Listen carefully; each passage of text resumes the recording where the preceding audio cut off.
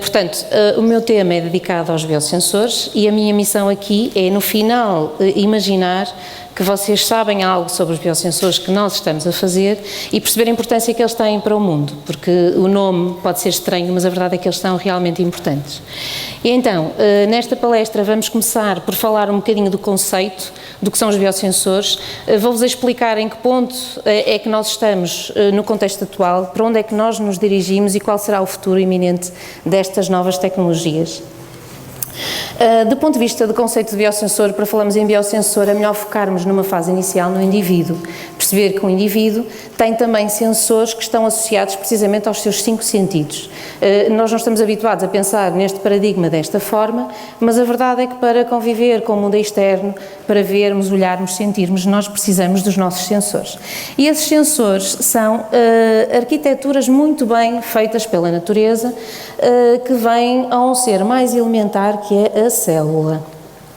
E a célula, curiosamente, que é a menor entidade com vida, é também arquitetada por material que não tem vida. E isto é tudo muito curioso, porque depois organiza-se de forma a ter vida. Então, sobre esse material que não tem vida, a natureza também é fantástica, porque com 4 peças elementares consegue construir tudo aquilo que nós somos. Começamos pelas gorduras, os lípidos, que nós as mulheres gostamos pouco, mas enfim, também lá estão. As proteínas, que são os operadores da célula, como se tivéssemos os operadores da fábrica, são as que trabalham. O DNA, que alguns acreditam que manda na célula, outros nem tanto, mas enfim, estamos em evolução. Os açúcares, que são, na grande maioria, acabam por ser combustível das nossas células, é por aí que nós ganhamos energia. Se isto estiver tudo em equilíbrio, é uma maravilha, temos saúde e, portanto, todo o processo dos nossos sentidos está muito bem e tudo está bem arquitetado. Não é a condição de muitos, infelizmente, há sempre algumas alterações orgânicas, ou por nossa culpa, ou por genética, ou por ambiente, ou pelo motivo que seja, não interessa, não é relevante. A verdade é que há muitas situações onde há alterações de saúde que depois vão condicionar a forma como nós estamos. E nessa condição nós temos sensores, podemos ter dores de cabeça, más disposições, enjoos, uma data de coisas, mas esses sensores não nos vão dizer exatamente o que é que nós temos, e então vamos ter que confiar em sensores artificiais. O caso mais comum desses sensores artificiais é o caso da diabetes. A diabetes, se ninguém conhece um diabético, a probabilidade de ter um diabético à nossa volta é muito grande. Quem conhece diabéticos graves sabe que as pessoas são obrigadas a picar-se várias vezes por dia, a pegar numa gotinha desse sangue, colocar em cima de uma tirinha e depois pega nessa tirinha e leva a uma máquina que devolve um valor. Desmistificando esta história toda, a tira ali é o conceito mais importante no meio deste processo. E a tira tem 2 elementos essenciais. Tem uma entidade que é a biorreceptora, que nós chamamos, como o próprio nome indica, receptor de um elemento biológico. O bio também pode estar ali porque esse receptor também pode ser de natureza biológica. E depois, o que acontece quando, no caso dos diabéticos, o açúcar chega lá e interage com o biorreceptor, ele promove uma alteração no sinal que depois é lido e conduzido através de um transdutor. Neste caso seria um sinal elétrico, por isso é que nós colocamos na máquina, que tem umas pilhas e tem uma bateria. Se eu associar este conjunto, eu tenho finalmente um biosensor. Portanto, um biosensor é uma coisa muito simples. É uma entidade biorreceptora que recebe o composto que eu quero medir e que me interessa a mim do ponto de vista diagnóstico e da saúde, ou do ambiente, ou o que seja, e depois tem um transdutor que tem que ser responsável por medir essa interação, essa ligação que acontece entre o biorreceptor e o alvo. Eu gosto mais de simplificar este esquema, porque o que temos ali é um exemplo da glucose, mas pode não ser só glucose, nós podemos ter sensores para tudo e mais alguma coisa. No fundo, um sensor é uma plataforma que é um transdutor e é um biorreceptor colocado ali em cima. O biorreceptor também pode fazer muitas coisas com o composto que chega lá. Pode ligar-se a ele, pode destruí-lo, pode convertê-lo num composto diferente. Há muitas formas de ter ali um biorreceptor. Em termos práticos, onde é que nós estamos? Fisicamente, nós estamos no Instituto Superior de Engenharia do Porto, porque é lá que desenvolvemos esta investigação. O mapa não se vê bem, vê-se. E estamos no grupo de investigação Biomarker Sensor Research, que tem 5 anos de idade, mas que com alguma história já na sua trajetória de investigação, e é uma unidade de sinteses. Portanto, nós gostamos de converter os biorreceptores em anticorpos plásticos e de usar materiais elétricos como transdutor. O que são os anticorpos, para começar a explicar? Eu acho que quem anda um bocadinho na área da saúde já viu que os anticorpos têm sempre o formato de Y que é desenhado. É uma entidade que tem um formato de Y e que tem na extremidade duas formas muito peculiares, que encaixam apenas com o composto para o qual foram desenhados. Dito isto, imaginem que tem uma bactéria qualquer que entrou no vosso organismo e que, entretanto, há um anticorpo que já sabe quem ela é e, quando a reconhecer, vai encaixar e vai ser responsável por eliminá-la e fazer com que nós estejamos protegidos dessa bactéria. O anticorpo é assim que funciona. Funciona exatamente por encaixe. Quando encaixa, fica lá e não volta a sair. É como se fosse uma fechadura com uma chave, só que não é preciso rodar a chave. Basta entrar a chave e, no momento em que ela entrou e cumpriu com o modelo, ficou ali ligado. Quando não encaixa, ele não liga e aquele composto fica a circular livremente e o anticorpo deixa-o passar sem qualquer problema. O que nós fazemos isto é de forma sintética, fazemos anticorpos plásticos. Como os anticorpos funcionam com encaixe, o que nós fazemos é fazer um encaixe do composto que queremos capturar. Imaginem pegar na vossa mão, colocam em cima do molde, enchem tudo de barro, deixem encher o barro, deixam secar e depois tiram a mão. O resultado é ter a forma da mão. Quando a mão voltar a encaixar, só a mão é que vai ter aquela forma. Há uma diferença, é que depois a mão vai gostar de lá ficar. Isso para nós não acontece, nós pomos e tiramos, mas nos nossos anticorpos plásticos acontece essa vontade da mão ficar ali ligada. E, portanto, nós fazemos isso porque os anticorpos plásticos, como são sintéticos, são mais baratos, são mais estáveis, os naturais são maravilhosos, mas impõem utilização de animais, impõem condições de armazenagem muito prolongadas, com temperaturas muito reduzidas e dão alguns problemas de custo também.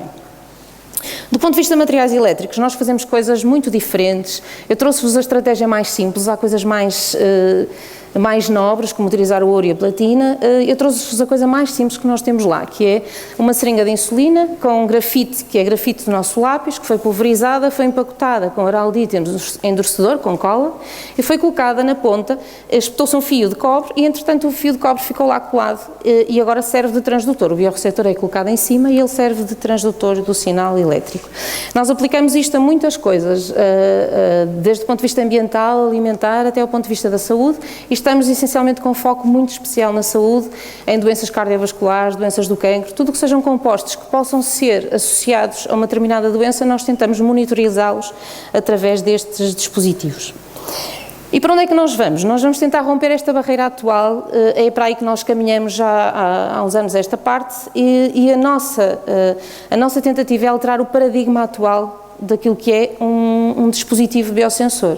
E neste caso, a forma mais simples de materializar a nossa alteração de paradigma é olhar para a caixinha eletrónica e olhar para a tira, que é fundamental, e mandar aquela caixa embora e dizer que a tira podia ser autossuficiente, porque é que uma tira, tal como num teste de gravidez, é autossuficiente, eu não posso encontrar uma tira também que aqui é suficiente e que manda a caixa embora.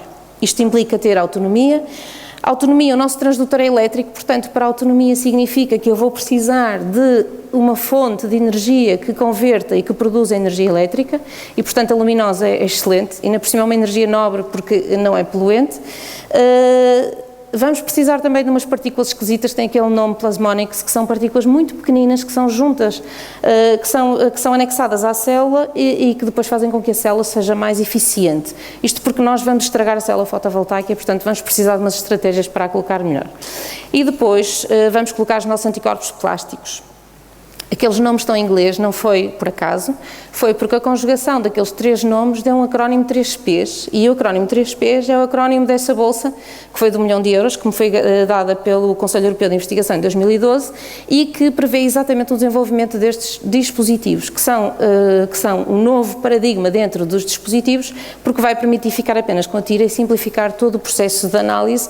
Inclusivamente, alguém pode ter um problema de saúde e chegar à beira do médico, e em vez do médico mandar fazer um raio-x para uma mama, pode perceber logo, ou de uma colheita de sangue, ou de uma colheita de urina, ou de uma colheita de saliva, se há algum composto que está ali alterado com significado, e perceber se vale a pena fazer mesmo um raio-x ou se é melhor já não fazer nada, porque não há dúvidas de que a pessoa está bem e que não tem qualquer problema. Portanto, isto tenta mesmo alterar esse paradigma junto do clínico também. O alvo são sempre compostos que assinalam doenças, isso é o que se chama um biomarcador. Ele é um marcador de um estado biológico e, se for do cancro, são biomarcadores do cancro. Portanto, o alvo deste estudo é simplesmente biomarcadores do cancro, e este estudo tenderá para fazer estudos em contexto clínico, ou seja, não é preciso mais ir ao laboratório e deixar lá o sangue.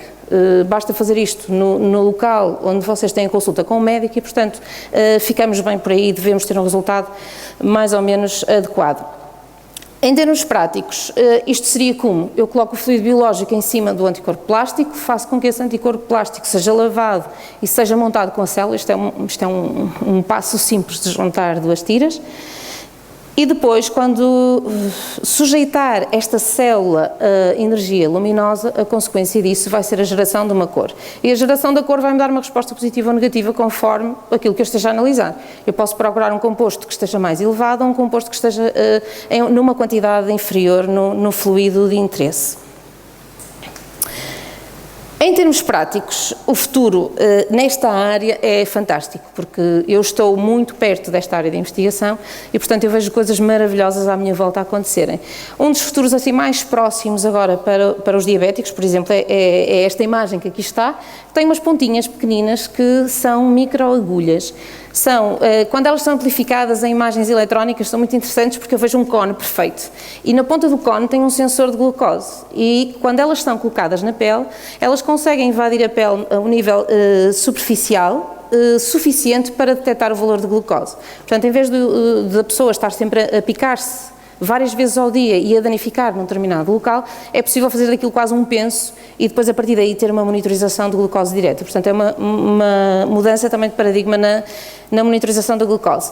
Há uma mudança antecipada já há muito tempo, que entretanto eu acho que vai demorar algum tempo a concretizar e que se calhar era um sonho para muita gente, que era termos nanorobôs.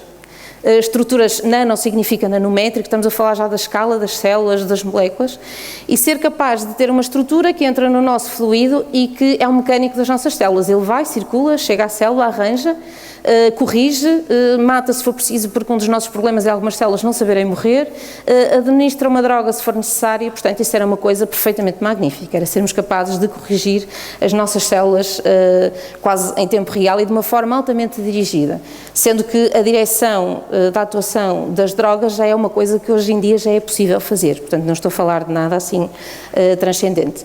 Portanto, o futuro é uma incógnita. Eu acho que neste mundo de investigação a imaginação é o limite. Este nosso projeto de alteração do paradigma surgiu porque eu procurei uma ideia diferente e num dia qualquer, numa noite qualquer em que estava a pensar numa coisa diferente, fez-se uma luz e percebi que era possível abandonar aquela caixa de uma forma diferente. Claro que para pôr isto em prática é preciso dinheiro e por isso é que nós nos candidatamos à procura de dinheiro para financiar estes projetos e, portanto, estou muito grata ao Conselho Europeu de Investigação que me deu esse dinheiro e que me permite tentar pôr em prática este paradigma. Mas isto para vos dizer que se a imaginação é o limite, não parem de sonhar, não parem de tentar ir mais além, porque ao contrário, se calhar, do que algumas pessoas, do que a educação nos possa transmitir, se para nós querermos chegar a algum lado, temos que sonhar primeiro chegar a esse lado. Não é à espera que os sonhos nos encontrem, nós temos que ir ao encontro deles. Muito obrigada.